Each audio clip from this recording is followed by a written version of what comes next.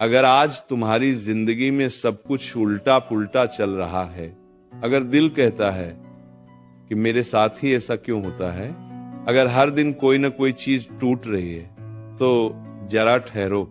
ये सत्संग पूरा सुनना, एक बहुत गहरी सच्चाई समझ लो। जो होता है वो अच्छे के लिए होता है। ये कोई दिलासा देने वाली लाइन नहीं है, ये जीवन का नियम है। सोचो, क्या तुम्हें सच में पता है कि कल क्या होने वाला है? नहीं। और जो भविष्य तुम देख नहीं सकते, उसे ईश्वर देख रहा है। आज तुम्हें जो कष्ट लग रहा है, वो असल में आने वाले सुख की तैयारी है। कभी ध्यान दिया है, जब बच्चा आग की ओर बढ़ता है, माँ उसे डांटती है, खींच लेती है। बच्चे को लगता है माँ बुरी है, लेकिन माँ जानती है अगर अभी नहीं रोका तो बच्चा जल जाएगा। ठीक वैसे ही ईश्वर भी तुम्हें कई चीजों से दूर करता है। कुछ लोगों को तुमसे अलग कर देता है, कुछ सपनों को तोड़ देता है, क्योंकि वो जानता है अगर ये सब मिल गया तो तुम अंदर से टूट जाओगे।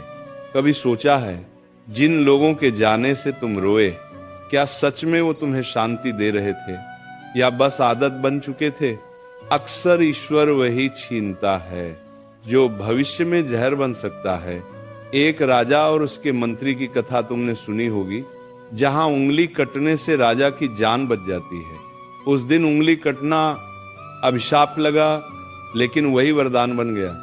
जिंदगी में ज्यादातर चीजें पहले अभिशाप लगती हैं, बाद में वरदान बनती हैं, लेकिन हम बीच में हार मान लेते हैं। क्यों? क्योंकि हम तुरंत परिणाम चाहते हैं। बीज जब जमीन में जाता है तो अंधेरे में रहता है। अगर बीज बोल पाता तो कहता मैं मर रहा हूं, लेकिन सच ये है कि वो जन्म ले रहा होता है।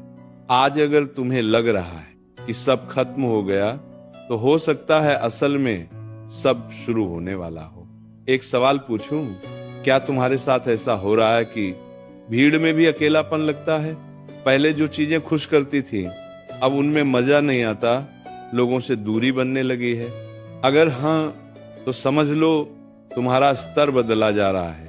जब आत्मा को ऊंचाई पर ले जाना होता है, तो पहले उसे शोर से दूर किया जाता है। ईश्वर तुम्हें सजा नहीं दे रहा, वो तुम्हें तैयार कर रहा है। कभी ये भी महसूस हुआ है कि तुम पहले से ज्यादा सहनशील हो गए हो? पहले छोटी बातों पर टूट जाते थे, अब चुप रह जाते हो। ये कमजोरी नहीं है, ये ताकत का जन्म है। जो सहना सीख जाता है, वही आगे चलकर संभालना सीखता है। और याद रखना, ईश्वर कभी खाली हाथ नहीं करता जब तक देने की तैयारी न हो। पहले वो हाथ खाली करता है, फिर उन्हें भरता है। कभी कभी रिश्ते टूटते हैं, कभी पैसे रुक जाते हैं, कभी रास्ते बंद हो जाते हैं, ताकि तुम्हारी नजर सिर्फ बाहर नहीं, अंदर भी जाए।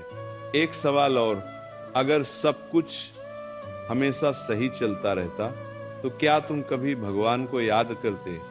दर्द इंसान को भगवान के पास लाता है, और भगवान के पास आने वाला इंसान कभी छोटा नहीं रहता। आज अगर तुम्हारा दिल भारी है, तो खुद से ये मत कहो मेरे साथ बुरा हो रहा है। खुद से कहो मेरे लिए कुछ बड़ा तैयार हो रहा है। क्योंकि जो ईश्वर पर भरोसा कर लेता है, उसकी कहानी कभी अधूरी नहीं रहती। ध्यान रखना, ईश्वर देर करता है, लेकिन अंधेर नहीं करता।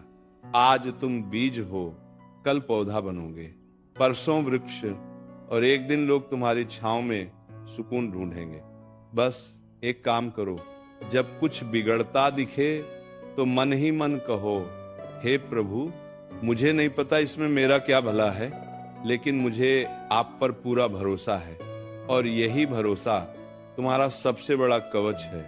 अंत में बस इतना याद रखना, जो चला गया वो जरूरी नहीं था, जो टूट गया वो कमजोर था, और जो बचा है वही असली है। तुम्हारा समय आ रहा है, धीरे आ रहा है, लेकिन स्थायी आ रहा है। इसलिए घबराओ मत, शांत रहो, भरोसा रखो।